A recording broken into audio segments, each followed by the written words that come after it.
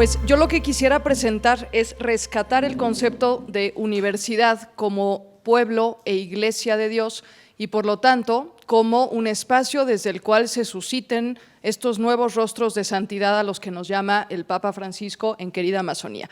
Para ello, yo parto de la base de que las universidades no son y no deben de ser únicamente un centro de generación y de difusión del conocimiento, sino que también, al ser espacios que crean oportunidades y las oportunidades generan movilidad social, tienen un compromiso ineludible con la formación de los estudiantes, pero no solamente la formación académica, sino con una formación académica traspasada por un sentido profundo de lo humano y acompañada de un sentido crítico de la realidad.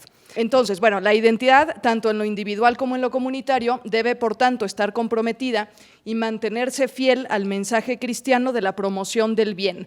Ignacio Ellacuría, en un texto que tiene sobre el papel de la universidad y el sentido de las identidades en escritos universitarios, en el texto él dice que la universidad tiene que llevar a términos históricos lo que el cristianismo ha planteado en términos teológicos, es decir, tenemos que hacer este puente entre el mundo de las ideas abstracto con el mundo de la realidad. Para ello, deberá entonces favorecer procesos de liberación, pero también de libertad personal que contribuyan al desarrollo humano integral de todos sus miembros.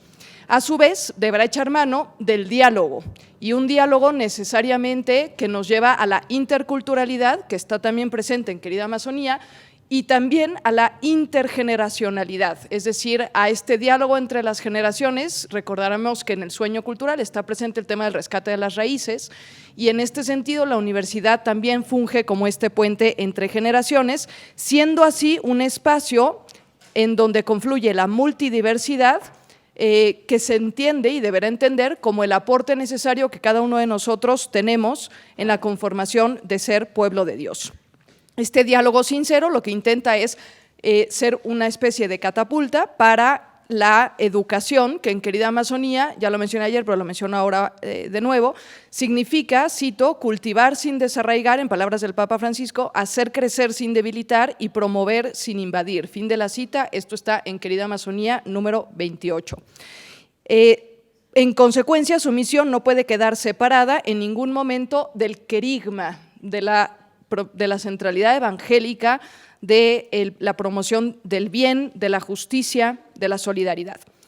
También igualmente Ignacio Ellacuría propone dos características importantes de la universidad cristiana y católica en específico. Recordemos que hay universidades de inspiración cristiana y hay universidades explícitamente católicas. Estoy tratando las dos.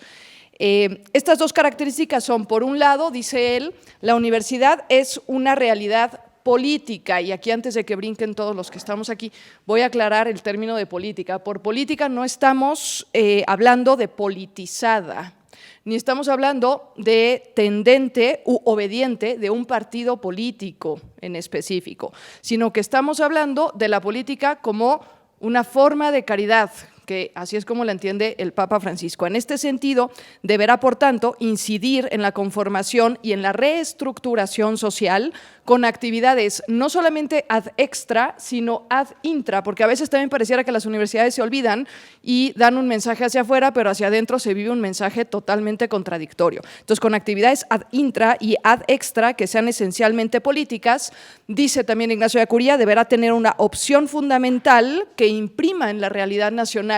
Esta opción fundamental la tenemos que pensar y cada universidad deberá de dar razón de la opción fundamental según la realidad que le esté tocando vivir y los tiempos que le estén tocando vivir. Y que se pregunte finalmente, y esto es parte también de lo político, que se pregunte constantemente con sentido crítico y honesto de a qué fuerzas está sirviendo y a qué fuerzas está dejando de servir.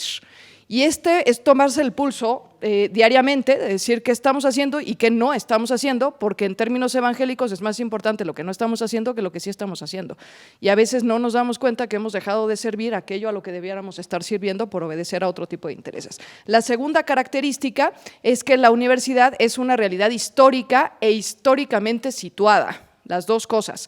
Es decir, es imposible que se sustraiga y que permanezca indiferente frente a la realidad social donde se encuentra esta incapacidad de la neutralidad que se hablaba ayer, que no ceda ante los intereses mezquinos y netamente económicos. Luego las universidades pues también necesitan permisos para operar y también necesitan gestionar espacios y también necesitan pues ser un poco más políticos, y a veces la tentación de ceder ante los intereses del poder en turno nos ganan a la legítima intención de verdaderamente ser espacios donde se gesten estos rostros de santidad.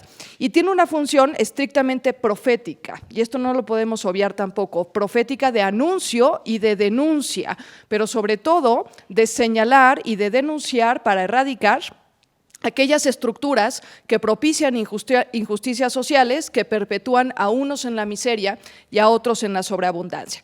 Con todo esto, la propuesta es que la universidad sea un espacio de análisis, discernimiento y transformación de la realidad.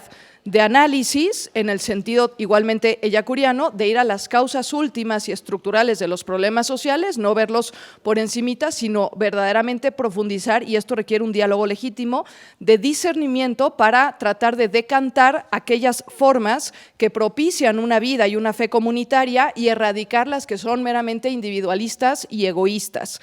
Pero también de discernimiento en el sentido de entender los signos que corren bajo el principio de Evangelii Gaudium, de que el tiempo es superior al espacio, y no podemos olvidar esto, y por eso uno tiene que zambullirse en los tiempos y ver las posibilidades que cada tiempo ofrece. Y finalmente de transformación social para incidir en los problemas sociales y no quedar indiferente en lo social y no quedar indiferente en el cuidado de la casa común, que también tenemos que empezar a incorporar en los planes de estudio de forma transversal.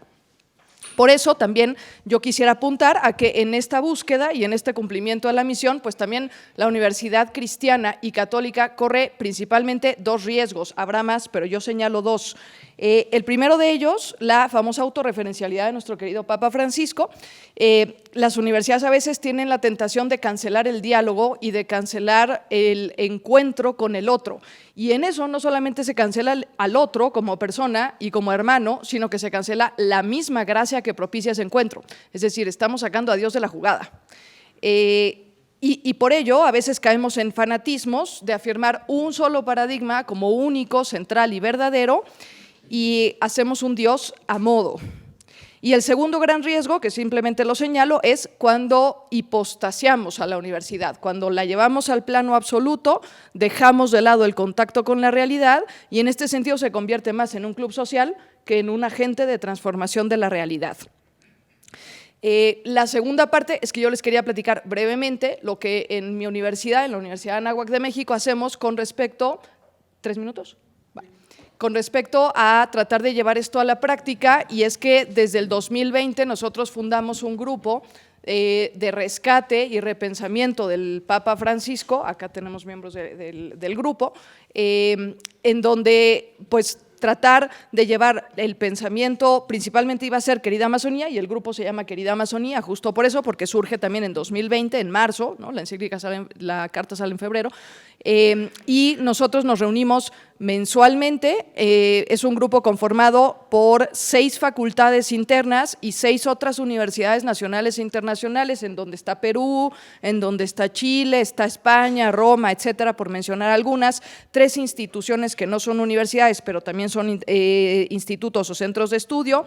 Tenemos miembros de diversas profesiones, desde filósofos, teólogos, políticos, sociólogos, pero también tenemos arquitectos y también tenemos ecónomos y también tenemos abogados, por supuesto, etcétera.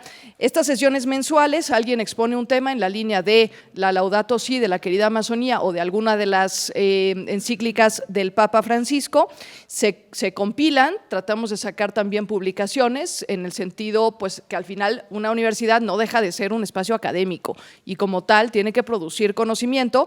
Hacemos webinars, un webinar al año, ahora el 24 de mayo tenemos uno en donde vamos a rescatar los 10 años del caminar con el Papa Francisco. Nuestras publicaciones están abiertas ligas de electrónica, si alguien al final quiere la liga para descargarlas, con mucho gusto se las compartimos, igual la sesión para que ustedes vean las sesiones que hemos llevado y los webinars anteriores que hemos hecho, y también para que se inscriban para el del 24, también es todo por Zoom, o sea que se pueden conectar desde donde ustedes quieran, y pues lo que hemos tratado de hacer es eso, es llevar el pensamiento del Papa Francisco a la realidad, uno universitaria y nacional en segundo plano. Entonces, la parte pastoral todavía nos está ahí medio faltando un poquito, pero ahí vamos y estamos insistiendo en tratar de llegar a ello. Bueno, ese era como anuncio promocional del grupo.